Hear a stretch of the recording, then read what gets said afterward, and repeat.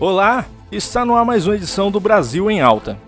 Em pronunciamento, o presidente da Câmara dos Deputados, Rodrigo Maia, recua e diz que crise do governo deve continuar só no governo. Pontos citados: o novo texto de ajuda aos estados, com contraponto e análise por quantidade de habitantes, saída de Moro, auxílio emergencial e impeachment. Confira. Dessa crise em todos os seus aspectos, todos os seus caminhos. Então eu acho que a gente precisa ter paciência, precisa ouvir mais do que falar. Eu tenho nos últimos dias conversado e ouvindo muitos quadros técnicos na área de saúde, na área da economia, na área social, para que a gente possa continuar enfrentando esses desafios que não são pequenos, né? Que terão impacto na vida das pessoas, somado a uma crise política. Uma crise política, ela vai acelerar ainda mais as incertezas, né, e esses indicadores que eu citei. Eu acho que ela impacta fortemente, uma crise política, a confiança dos atores econômicos, daqueles que financiam a dívida brasileira. Então, eu acho que o nosso papel é ter paciência, ter equilíbrio. Eu acho que é legítimo a sociedade, os parlamentares, parte deles, tentarem discutir CPIs e outros instrumentos, mas acho que a Câmara deve, sobre a minha presidência, respeitando a posição de outros parlamentares, acho que nós devemos ter essa paciência, esse equilíbrio, para que nós possamos tratar do que é mais importante, que é a vida dos brasileiros, os empregos dos brasileiros e a renda. Nós estamos vendo aí nos últimos dias milhares de brasileiros ou milhões de brasileiros passando horas nas filas da Caixa Econômica, das agências da Caixa Econômica, atrás do auxílio, que foi uma construção desse parlamento, de todos os partidos, dos partidos do ponto de vista ideológico mais à esquerda ou mais à direita. Essa construção dos R$600 foi uma construção da Câmara que depois teve o apoio do governo, né, do Palácio do Planalto. A gente lembra que isso começou com R$200 e chegamos em conjunto a R$600, o governo e o Poder Legislativo. Eu acho que é isso que deve priorizar as nossas pautas e as nossas preocupações.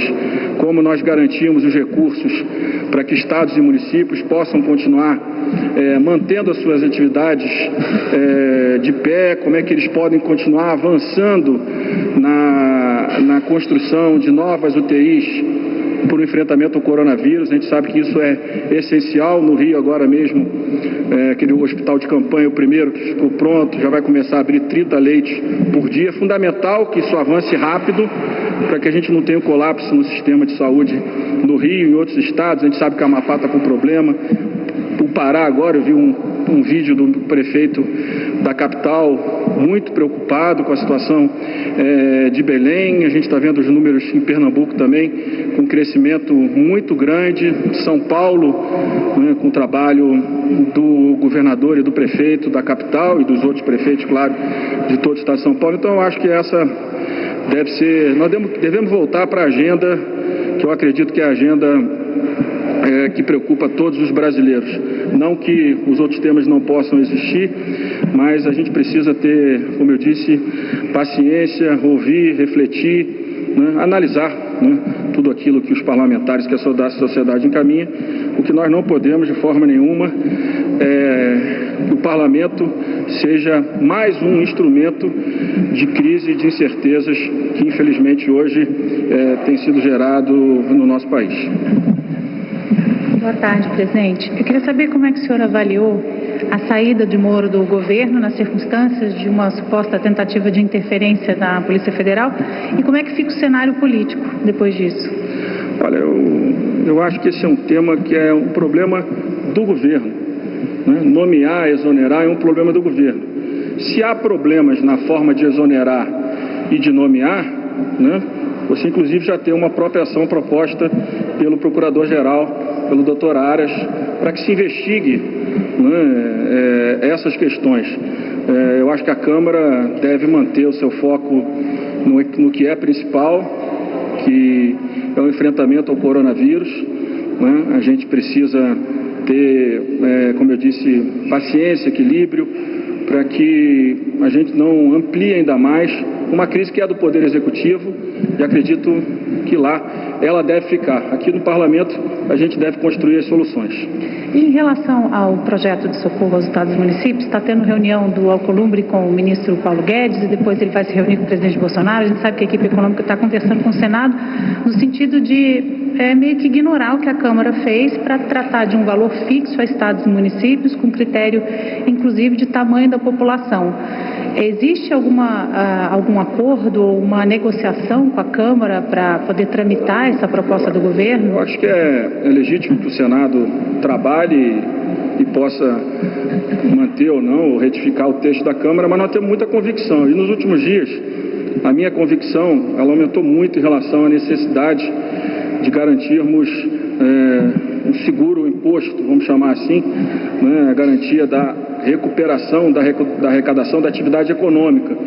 Nós não podemos esquecer que outros impostos, como o caso do IPVA, o caso do IPTU, IPVA dos estados e IPVU dos municípios, também terão quedas de arrecadação grande, né? Alguns estados, inclusive, já adiaram o pagamento do IPVA. Aqueles que não adiaram, a inadimplência, pelo menos na semana passada, já estava em alguns estados na ordem de 60%. Então, os estados e municípios vão ter uma queda de arrecadação muito grande, né, nas próximas semanas, e são eles que têm a estrutura, né, de atendimento. Não é só na saúde, tem assistência social, tem a área da segurança pública, tem o corpo de bombeiros, tem toda uma estrutura de funcionamento da máquina pública que ela também participa do enfrentamento à crise. Vamos esperar o texto apresentado pelo presidente do Senado e vamos dialogar. Nós não temos aqui nenhuma intenção de falar que o texto da Câmara é o texto que tem que ir à sanção. O que precisa ir à sanção é uma solução que garanta as condições para que estados e municípios possam continuar funcionando. O que a gente não pode ver daqui a alguns dias, né, e não será no longo prazo, será no curto prazo, alguns estados e municípios perdendo a capacidade de pagar salário de funcionários e também de funcionários nas áreas que estão diretamente atreladas ao enfrentamento do coronavírus.